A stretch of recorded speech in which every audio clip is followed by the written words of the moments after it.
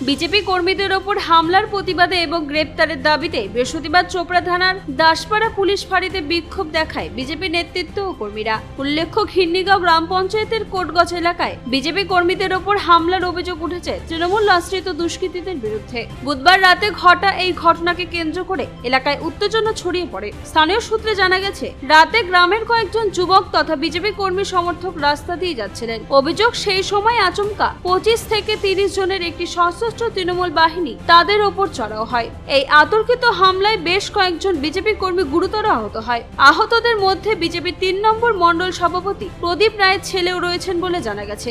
Daspara police ফাঁড়ির বিক্ষোভ কর্মসূচিতে অংশ নিয়ে তৃণমূলের বিরুদ্ধে তীব্র ক্ষোভ উগরে দেন বিজেপির শিলিগুড়ি সাংগঠনিক জেলার সহ সভাপতি অসীম বর্মন। প্রশাসনের উদ্দেশ্যে কড়া বার্তা দিয়ে তিনি বলেন, আমরা আজ ফাঁড়ির ইনচার্জকে পরিষ্কার বলে এসেছি, যারাই এই কাজ করেছে তাদের বিরুদ্ধে কঠোর ব্যবস্থা নিই। তৃণমূলকে হুঁশিয়ারি দিয়ে অসীমবাবু বলেন, 4 তারিখ ফলাফল ঘোষণার পর ভারতীয় জনতা পার্টির জামানা শুরু। টিএমসির যারা গুন্ডা বাহিনী, ক্রিমিনাল বাহিনী, তারা ভুলে যাচ্ছে যে গত 15 বছর ধরে যা করেছে, এখন সেই সন্ত্রাস আর টিকবে না। ওদের দিন শেষ। যারা সন্ত্রাস সৃষ্টি করেছে তাদের প্রত্যেকের 15 বছরের হিসাব নেওয়া হবে। আছে এদের অভ্যাস, মানে এরা ভুলেই গেছে সরকারে আর ওরা নেই। এখন বর্তমানে যে আমাদের নতুন সরকার এসছে, নতুন সরকারের মুখ্যমন্ত্রী আমাদের দলের যে নেতাদের যেরকম বার্তা দিচ্ছে সবসময় শান্তিটা বজায় রাখতে এবং এলাকা যেন সুস্থ থাকে এবং এই সমাজে যেন সবাই সুস্থভাবে পরিবেশে চলাফেরা করতে পারে, দোকানঘাট বাজার যেন সবসময় খোলা থাকে। তৎসহ তৃণমূলের মস্তান বাহিনী বা দাদাদের বারবার বলে দিচ্ছে সরকার থেকে, তো দাদাগিরি আর চলবে না, করবেন না। কিন্তু তৃণমূলের দাদারা এখনও ওই সন্ত্রাসটাকে বজায় রাখার চেষ্টা করছে এই কোটগছ এলাকায়। তো যেই সব কোটগছ এলাকায় যে তৃণমূলের দাদারা বা মস্তানরা আছেন, তাদেরকে আমি বলতে যাচ্ছি, আপনারা সাবধান হয়ে যান। কোটগছটাই গোটা পশ্চিমবঙ্গ না, আপনারা গোটা পশ্চিমবঙ্গে আপনাদের ঘুরতে হবে। প্রশাসন ব্যবস্থা আছে আমাদের, প্রশাসন ব্যবস্থা ওনাদের।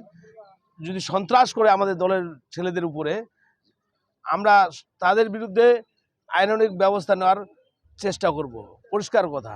কারণ হচ্ছে আপনারা জানেনই এলাকাটা দাসপাড়া এলাকা, ঘিন্নিগাঁও এলাকা, এটা কিন্তু শান্তির এলাকা। যদি নতুন করে সন্ত্রাস তৈরি করার চেষ্টা করে ওনারা, আমরাও বসে থাকবো না। আমরা প্রশাসনের মাধ্যমে তাদের ব্যবস্থা নেওয়ার বলবো। হ্যাঁ, আমাদের উচ্চ নেতৃত্ব বলতে কি জেলার ভাইস প্রেসিডেন্ট আমাদের সামনে আছে এখানে।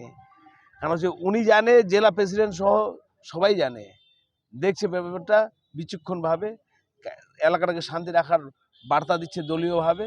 এবং আমরাও এখানে বলছি সবাইকে, আপনারা নিজ নিজ বাড়ি যাবেন শান্তি মতো এবং নিজ নিজ কাজে ব্যস্ত থাকবেন। কারণ হচ্ছে তৃণমূলের দাদারা যে মস্তানি মারছে বা অশান্ত করার চেষ্টা করছে, আমরা প্রশাসনকে জানাবো। আমরা আমাদের হাতে আইন তুলে নেব না। কারণ হচ্ছে আইনের মধ্যে চলবে, প্রশাসন সেটা ব্যবস্থা নেবে সন্ত্রাসদের বিরুদ্ধে। ধন্যবাদ। চোপড়া থেকে দেবব্রত চক্রবর্তীর রিপোর্ট, কুলিক নিউজ।